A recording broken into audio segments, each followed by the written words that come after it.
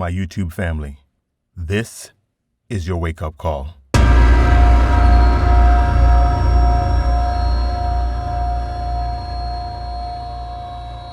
The Coronavirus Deception Part 2. So, the last time I spoke about the coronavirus, I tried to give people some insight and show that you should not just believe what you read online or watch on television without research. Today, I committed the cardinal sin of watching mainstream news.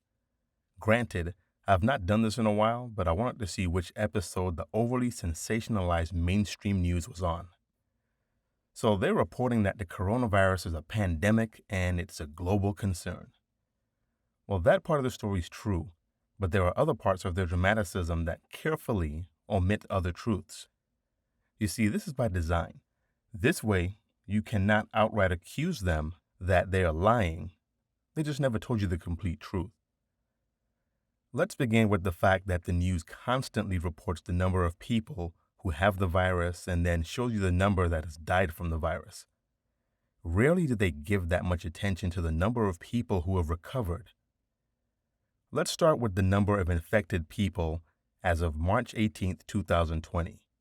Now, these numbers will definitely change as the days go on, but as of today, this is what the numbers are.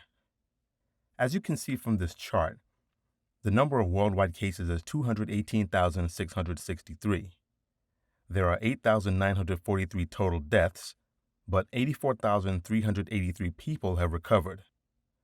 The local mainstream news is constantly telling you how many people are infected across the U.S. and how many people have died in the U.S., while they make it seem as though we will all die an agonizing death. Well, 106 people in the U.S. have recovered.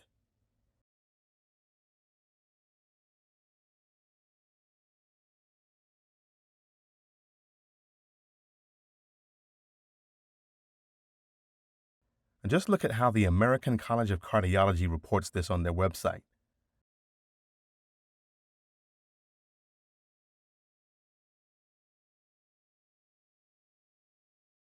No wonder people are running in fear thinking the world is ending. Now, I think they're either estimating what it could be or talking about the influenza virus. But the way this is written is confusing and terrifying. They refer to the flu and the coronavirus in this article. Why not just make it extremely clear? Why is it so difficult to just be straight with people and tell people exactly what you're talking about? I can tell you why. Because when there's confusion, mass confusion, it's much easier to control people because you're playing into the weaknesses and you're playing into them being afraid of everything that you're reporting. Let's break this down further and go to the epicenter of the outbreak. Everyone blames China, right? Let's take a closer look. They have a total of 80,894 people who have contracted the coronavirus. They have had 3,237 deaths, but 69,614 of their population has recovered. As you can see here, that's 96%. Let's look at these other countries. Now, I took the chart and only chose these countries because I have family in each of them. Funny enough, information on Haiti does not appear anywhere on this chart, and if you go to the website, you'll see. The link to this page is below, and I'm also going to add an image on the screen later in this video so you can just copy it from there.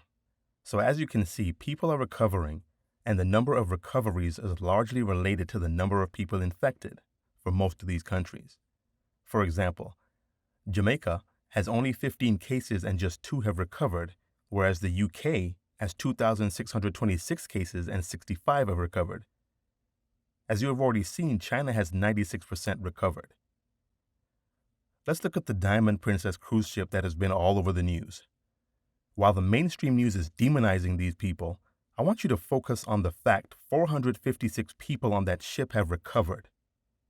Now, while we continue this coronavirus deep dive, let's look at the various groups of people who contract the coronavirus and those who are more susceptible to it.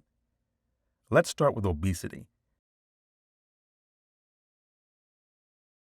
According to the Manchester Evening News website, there is a warning to people who are obese. Let's get a second opinion.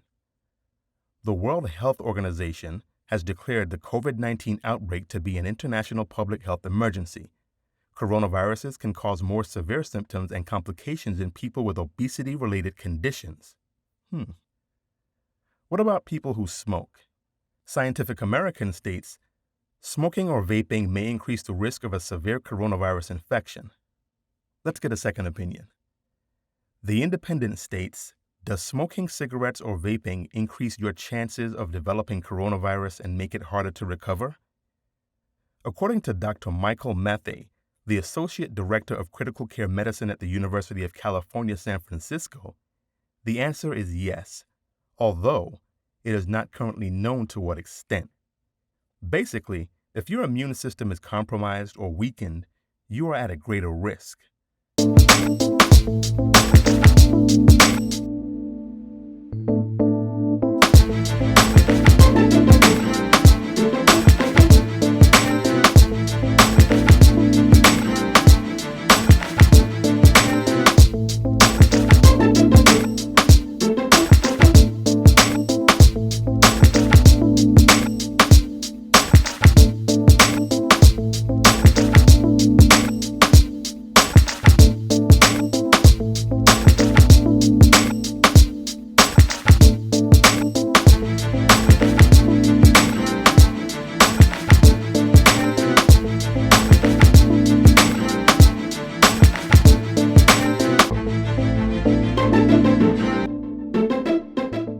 Now, that's not to say if your immune system is 100% healthy that you're not at risk at all. It just means that you have a better chance of recovering from the virus. Anyway, I already covered what the details of being at a greater risk are earlier in this video, and I covered it briefly in part 1 of this video. I hope this clears the clutter and frees your mind. I don't understand why the news media insists on just over-sensationalizing everything and scaring everyone and putting everybody into this big frenzy, making us fear everything, making us think everything's going to crash. If you look at the stores, you see that still to this day, the paper towels are mostly gone, the toilet paper is mostly gone, but then you move over to the food aisle, and a lot of that's still there. Move over to the soap aisle, a lot of that's still there. So we're only buying toilet paper, but we're not worried about food. We're not concerned about the food or seasoning our food or even cooking the food. It doesn't make sense. But they filled everyone's head with this nonsense of you're going to be stuck in your house and you're not going to have toilet paper to clean yourself. Well, that may be true, but the fact of the matter is you're going to need soap to wash yourself. You're going to need food to eat. Your body needs nutrition, and you can't eat toilet paper. This has been your wake-up call.